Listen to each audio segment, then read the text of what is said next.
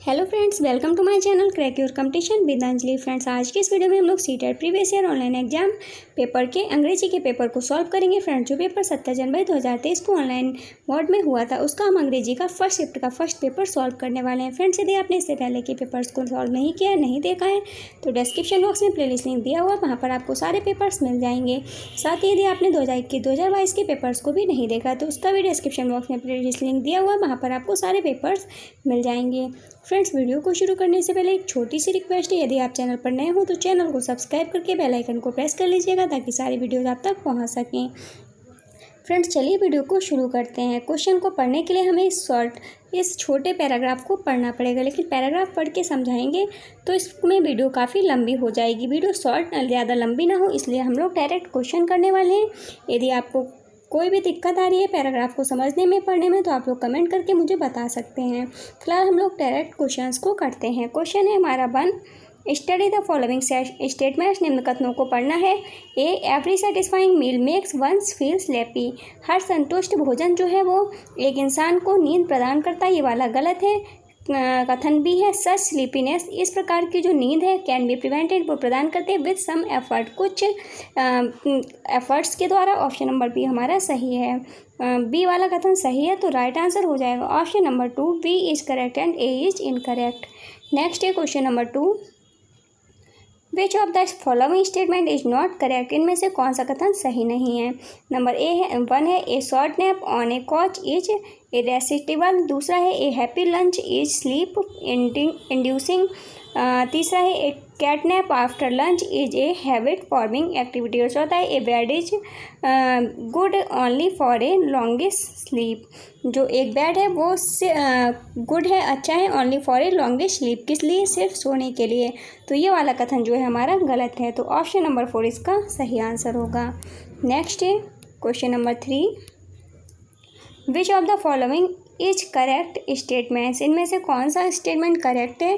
पहला है, office goers sleep through their lunch break. दूसरा है, old people get irritated if their post lunch nap is disturb. तीसरा है, siesta is undisturb sleep after dinner. और चौथा है, lunch makes only old people drowsy and sleepy. तो right answer हो जाएगा option number 2, old people get irritated. जो old people हैं, बूढ़े लोग हैं, वो इरिटेट हो जाते हैं, गुस्सा हो जाते हैं। इफ़ देयर पोस्ट लंच, यदि उनका जो पोस्ट लंच है नैप इज डिस्टर्ब, उसे डिस्टर्ब कर दिया जाए। नेक्स्ट है हमारा question number 4, study the following statements. Number A है, senior citizens disconnect their door bells in the afternoon. जो सीनियर सिटीजन्स हैं, जो सीनियर नागरिक हैं, वो डिस्कनेक्ट हो जाते हैं देयर डोर बेल्स, अपने door bells, in the afternoon, afternoon में यानी कि दोपहर में। तो कथन ए हमारा सही है। दूसरा बी है, visitors feel welcomed in the evening. जो विजिटर्स हैं वो इवनिंग में, शाम में वेलकम्ड फील करते हैं। ऑप्शन नंबर बी वाला कथन बी भी सही है, तो राइट आंसर हो जाएगा ऑप्शन नंबर 2। बी वाला कथन फ्रेंड्स हमारा जो है वो सही है और ए वाला गलत है, तो राइट आंसर हो जाएगा option number 2, B is correct and A is incorrect. यहाँ पर senior citizen disconnect their doorbells in the afternoon, ये कह रहा है कि जो सीनियर सिटीजन है वो डिस्कनेक्ट हो जाते हैं डोरबेल्स से, अपने डोरबेल्स से आफ्टरनून में, तो ये कथन हमारा गलत है, तो राइट आंसर होगा B is correct and A is incorrect. Next question है हमारा question number 5, study the following statements. Option A है, कथन ए है, the telephone receiver could be taken down to prevent irritating calls. जो telephone receiver हैं, जो लोग telephone receive करते हैं, could be taken down to prevent, वो बचाते हैं कॉल्स इरिटेटिंग को। तो ए वाला जो कथन है हमारा वो हो जाएगा सही, ए वाला हमारा सही हो जाएगा। दूसरा है B, the headmaster at Tiruchi used to sleep between 1 PM to and 2 PM। जो हेडमास्टर हैं तिरुचि के, वो यूज्ड टू स्लीप, सोते हैं बिटवीन 1 PM से 2 PM के बीच। तो बी वाला जो कथन है वो हमारा गलत होगा, ए वाला हमारा सही होगा, बी वाला गलत होगा। और सी है, ही enjoyed his pre lunch sleep in his office. वह जो है pre lunch sleep in office enjoy करता है, प्री लंच स्लीप यानी कि लंच से पहले सोने को इंजॉय करता है ऑफिस में। सी वाला हमारा जो है वो गलत होगा, तो हमारा आंसर हो जाएगा ऑप्शन नंबर 4। ए सही है और ए सी गलत है। ऑप्शन नंबर 4 इसका सही आंसर होगा। नेक्स्ट क्वेश्चन है question number 6।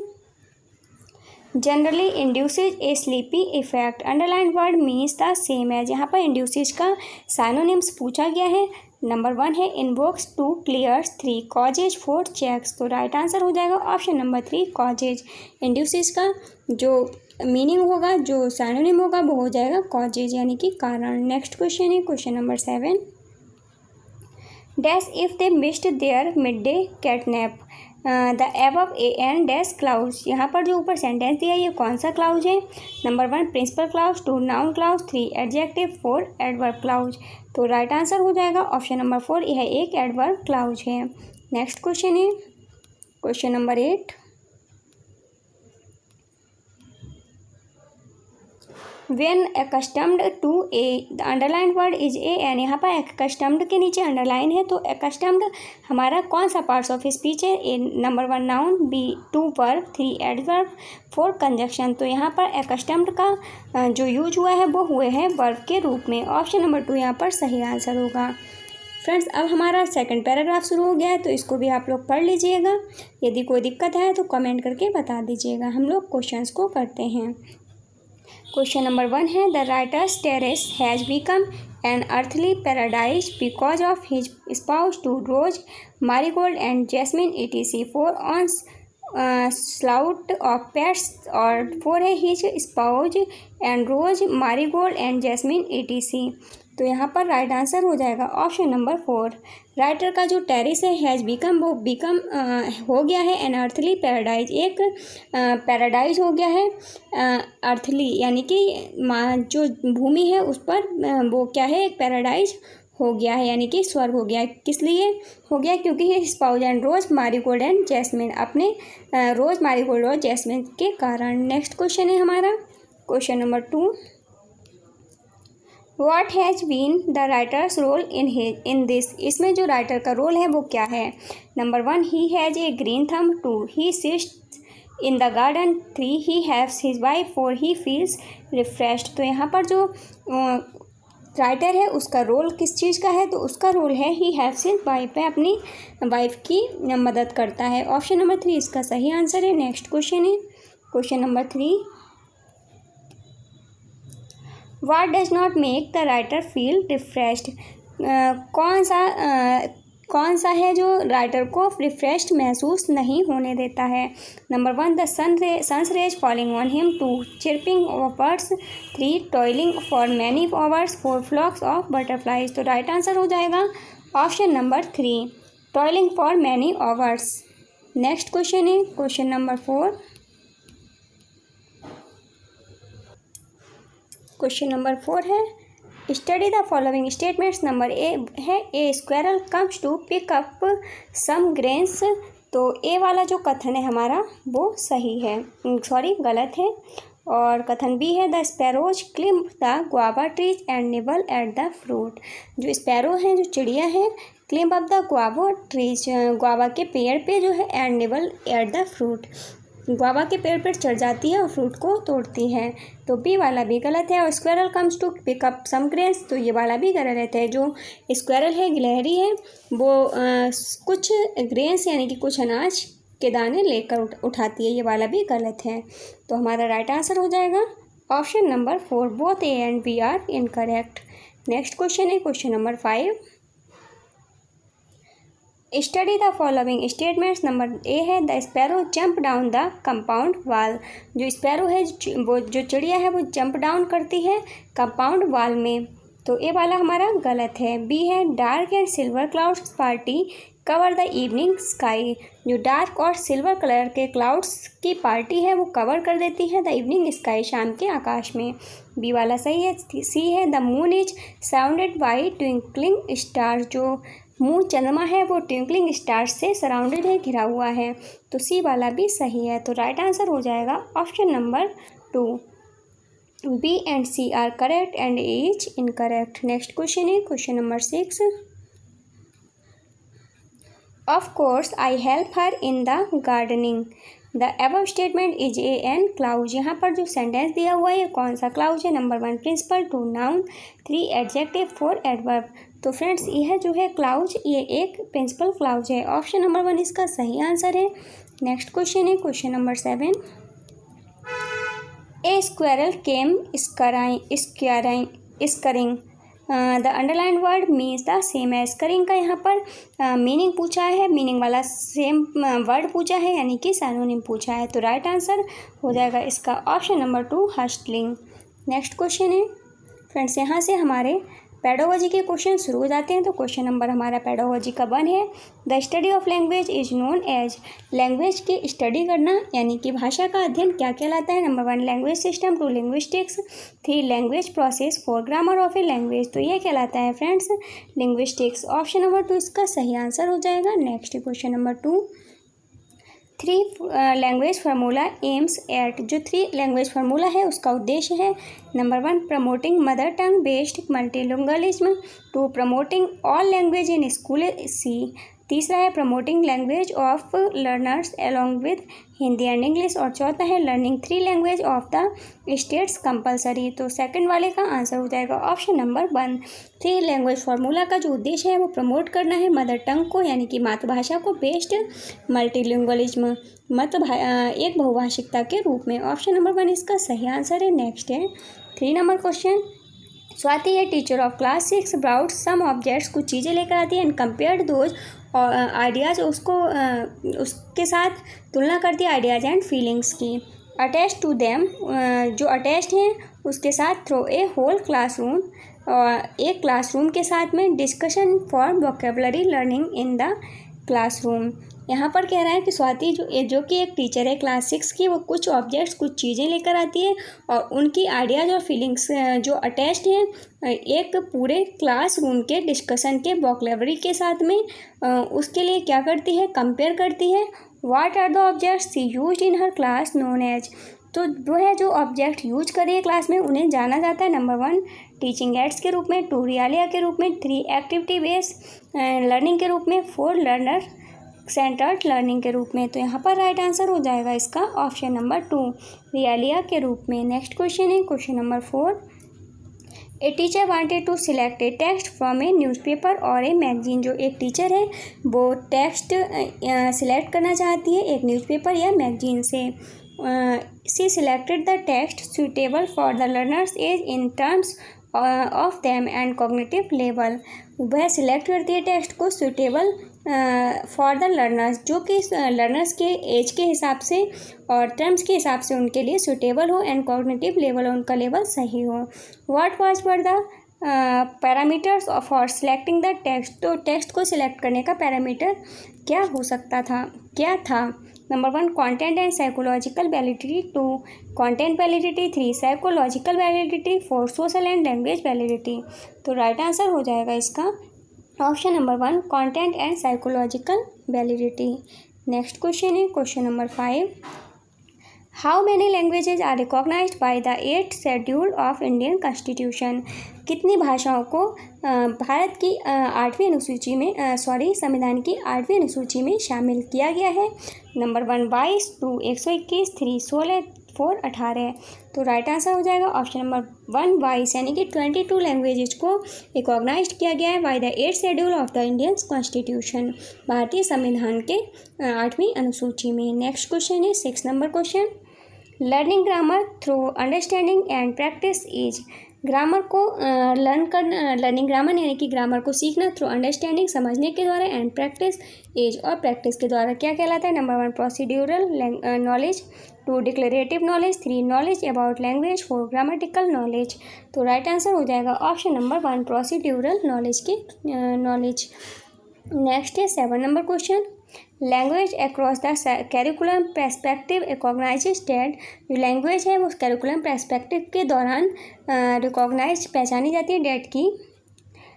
All learning is language learning. जो ऑल लैंग्वेज है वो लैंग्वेज भाषा है, वो भाषा सीखना है। Number 2 language plays a role in learning of the content subjects. तीसरा है content subject teacher does not need to consider language in the content at class.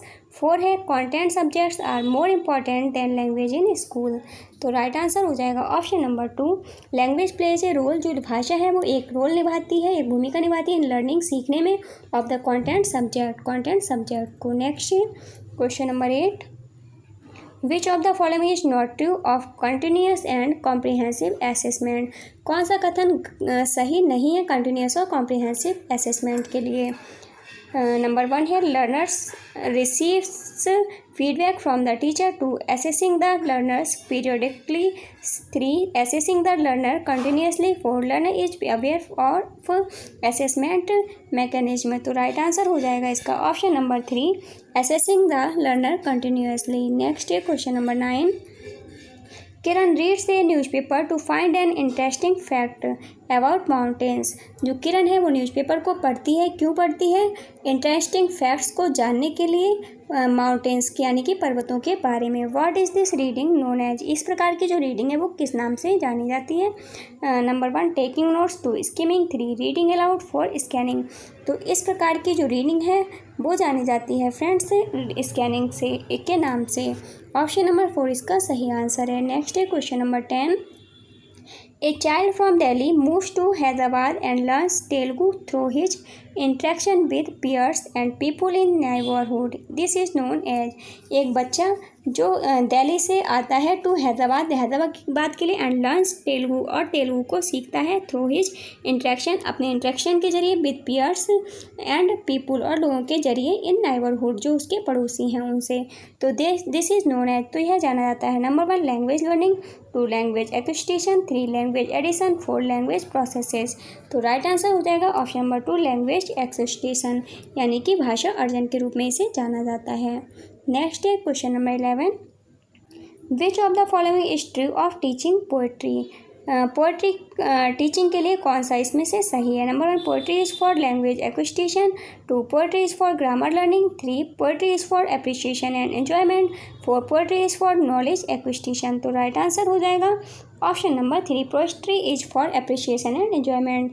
जो पोएट्री है वो एन्जॉय और अप्रिशिएशन के लिए है। नेक्स्ट क्वेश्चन है हमारा question number 12, national education policy 2020 recommends the study of classical languages. जो नेशनल एजुकेशन पॉलिसी है राष्ट्रीय शिक्षा नीति 2020 है, रिकमेंड करती है किस लिए, क्या रिकमेंड करती है, द स्टडी ऑफ क्लासिकल भाषा को रिकमेंड करती है। नंबर 1 एज एडिशनल ऑप्शन, एक एडिशनल ऑप्शन के रूप में, 2 under 3 language formula, 3 from early stage of schooling, 4 at the university level. तो राइट आंसर हो जाएगा option number 1 as additional options, एक एडिशनल ऑप्शंस के रूप में रिकमेंड करती है। नेक्स्ट क्वेश्चन है question number 13, writing number 1 does not require practice, 2 is a product based activity, 3 is a process based activity, 4 is what learners write in one go.